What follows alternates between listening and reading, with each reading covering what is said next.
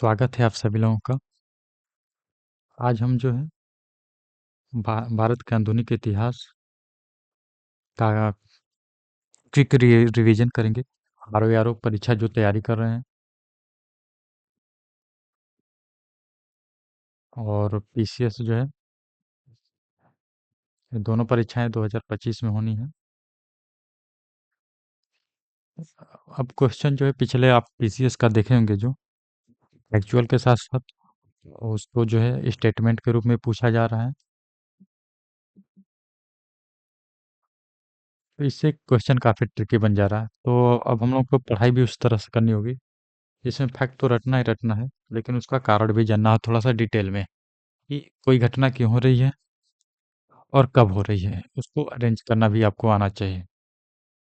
तो आज से हम शुरुआत करते हैं। ये रिवीजन होगा। आप जो भी बुक पढ़ रहे होंगे उसको पढ़ते रहिए, साथ में वीडियो जो है एक रिवीजन की तरह से लीजिएगा। और नोट बनाने की कोई ज़रूरत नहीं है आपको, पीडीएफ आपको मिल जाएगी टेलीग्राम चैनल से जुड़ के। तो चलिए शुरू करते हैं। भारत में यूरोपीय कंपनियों का आगमन। तो भारत में सबसे पहले जो है पुर्तगाली आए थे। तो उनके आने की कारण क्या हुई थी? समुद्री मार्ग से आए थे लोग। अगर भारत का आप लोग मानचित्र देखेंगे, इस तरह से भारत है। अगर यूरोप वालों को भारत से व्यापार करना है तो उनके पास दो रास्ते हैं। एक रास्ता जो है, ये अफ्रीका है। अफ्रीका को यहाँ से पार करते हुए, ठीक है, ये लोग आए और इस तरह से आ जाए। दूसरा है, ये भारत जो है स्थल मार्ग से, एक रास्ता जो है इधर से जा रहा है, यहाँ से टर्की होते हुए। यहाँ से देखेंगे आप, टर्की के ऊपर जो है जुड़ा हुआ है थोड़ा सा, और यहाँ से जो है यूरोप में एंट्री हो जा रही है। और यहीं पे आपको इटली देखने को मिल रहा है, ठीक है। तो दो मार्ग होंगे। तो अगर कोई शासक जो है, जैसे सऊदी अरबिया के थे, उन्होंने इजिप्ट पे कब्जा किया था और ईरान पे भी कब्जा कर लिया था, तो स्थल मार्ग से व्यापार जो है बंद कर दिए थे इन लोगों ने पूर्वी देशों के साथ। वैसे ही एक टर्की में शासक हुआ था, उसने क्या किया कि 1453 में उस्मानिया का शासक जो है, उसने जो है टर्की का जो है ये वाला हिस्सा, यूरोप का ये हिस्सा जो है टर्की में मिला लिया जीत कर। और उसने पूर्वी देशों के साथ व्यापार को पाबंदी लगा दी। इस वजह से यूरोप के जो देश थे, खासकर स्पेन, और स्पेन आप देखेंगे यहाँ पुर्तगाल, ठीक है, ये जो है भारत भारत के साथ व्यापार करने के लिए नए समुद्री मार्ग की खोज में निकल पड़े थे। तो इतनी बातें क्लियर हो गई आप लोगों को। तो चलिए शुरू करते हैं। भारत से जो व्यापार जो है अन्य देशों का बहुत ही पुराना रहा है। आप लोगों ने सिंधु सभ्यता पढ़ी होगी, वहाँ पर लोथल बंदरगाह के बारे में सुना होगा आपने। वहाँ पे जो है मिस्र की जो है मुहरें पाई जाती थी, फारस की मुहरें पाई जाती थी, आप लोगों ने देखा होगा। अब वहाँ से अफगानिस्तान के जो मनके बने होते थे उसके, ये सब पाए जाते थे। चीन, उसके बाद के सालों में जो है चीन से भी व्यापार हो गया था। चीन से कई लेखक वगैरह आए थे, आपने सुना होगा। चंद्रगुप्त मौर्य के समय पर घनसांग वगैरह ये लोग आए थे, ठीक है। तो अब चलिए शुरू करते हैं आगे का। अरब, अरबों, ईरानियों और अन्य एशिया के हिस्सों से भारत का संपर्क काफ़ी प्राचीन है। भारत जो इंडोनेशिया वगैरह से काफ़ी पुराना संबंध है। बर्मा हो गया, इंडोनेशिया वगैरह हो गए, इन सबसे काफ़ी पुराना संबंध है। तुर्की, इटली और मिस्र से भी पहले से संपर्क रहा है भारत का। ये सब जो संपर्क संपर्क जो है स्थल मार्ग से रहा। व्यापार होता था, अच्छा खासा व्यापार होता था। इटली जो है उसने 12वीं शताब्दी में एक बहुत ही अमीर देश बन गया था। उसने भारत के साथ या फिर पूर्वी एशिया के साथ व्यापार करके काफ़ी जो है अमीर बन गया था स्थल मार्ग से। क्योंकि मानचित्र में आप लोग देख रहे होंगे, मानचित्र में इटली जो है यहीं पे है और ज़्यादा दूर नहीं है यहाँ से, टर्की इसके पास ही में है। तो स्थल मार्ग से व्यापार करना पूर्वी देशों के साथ काफ़ी आसान था इसके लिए।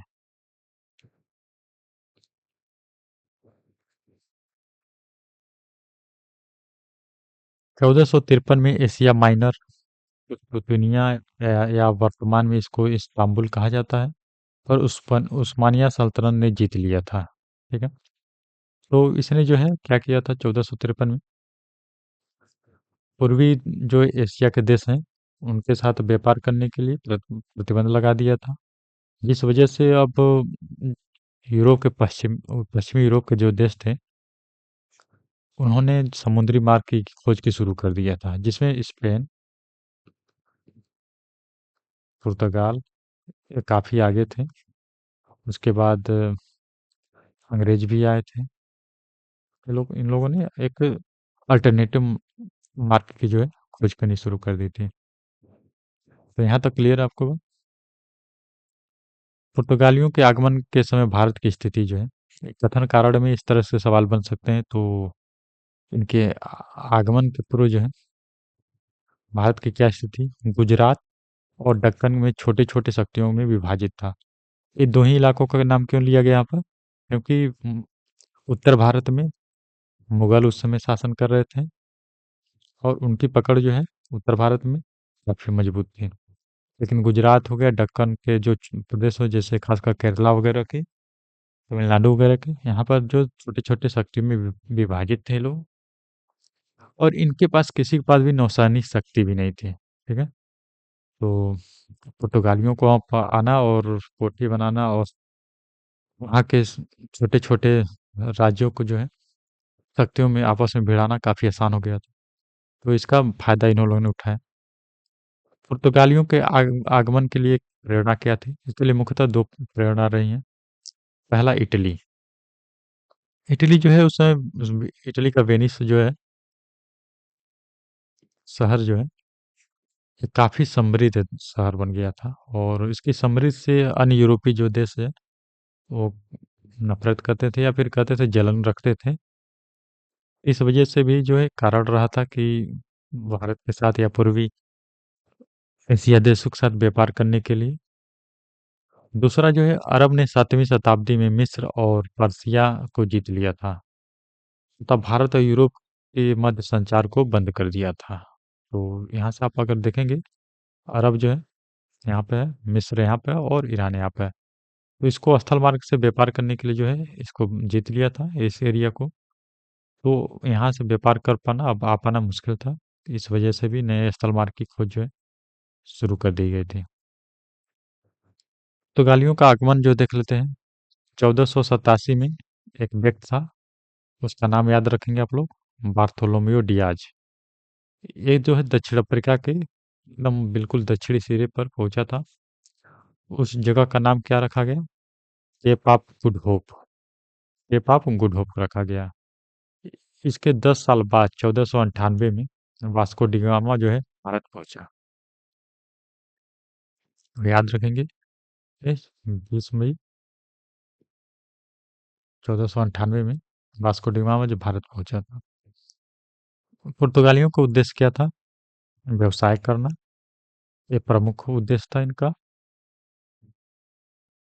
दूसरा जो है ईसाई मत का प्रचार करना,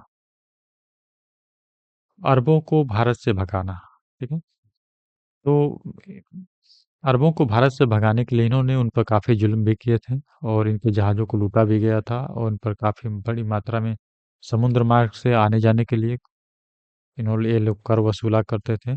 ठीक है। और कर ना देने पर लूट लिया करते थे उनको जहाज़ों को। पुर्तगाली साम्राज्य के गवर्नर वगैरह को इनको देख लेते हैं थोड़ा सा। फ्रांसिस्को डी अल्मेडा जो है प्रथम गवर्नर था, 1505 से लेकर 1509 तक रहा।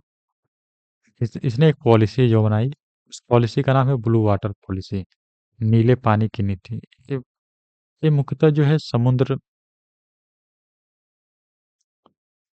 समुद्र पर राज करने की एक नीति थी, पॉलिसी थी इनकी।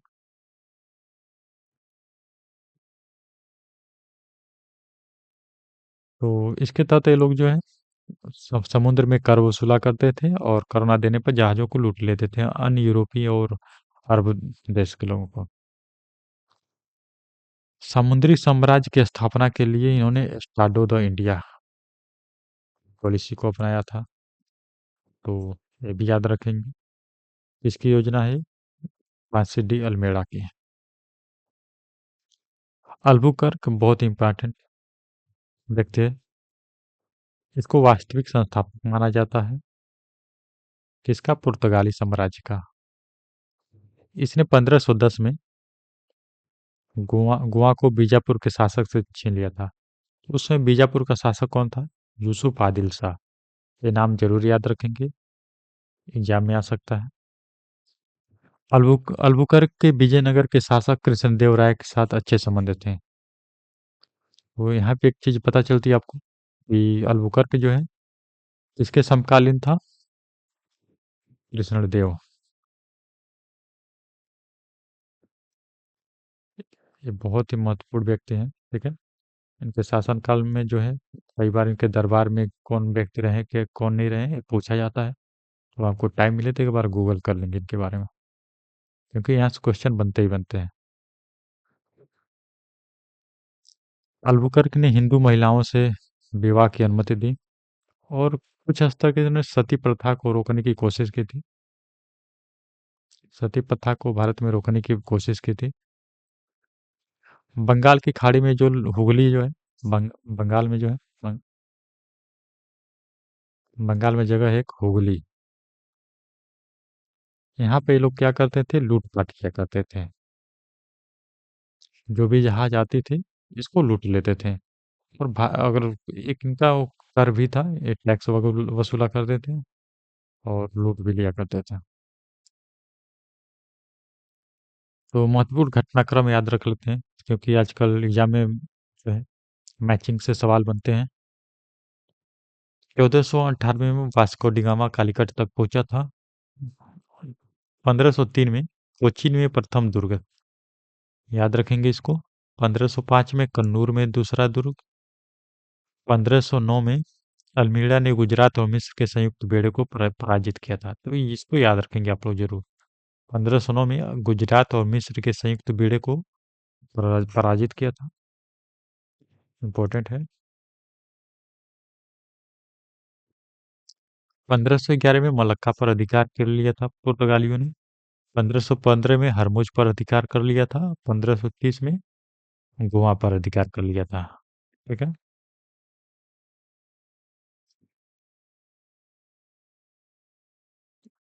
एक मैप है, मैप में आप लोग देखेंगे केप ऑफ गुड होप जो है ये है आपका, ठीक है। ये वाला जो जगह है दक्षिणी में, केप ऑफ, अब यहाँ पुर्तगाल जो है यहाँ से चला था बार्थोलोमेव ड्यूज, और ऐसा होता हुआ यहाँ तक पहुँचा, और यहाँ तक पहुँचा और यहीं से वापस वो रिटर्न होके चला गया था। लेकिन जो है वास्को डिगामा जो है यहाँ से होते हुए यहाँ पर एक गुजराती जो है एक मिला, गुजरात का एक व्यापारी था,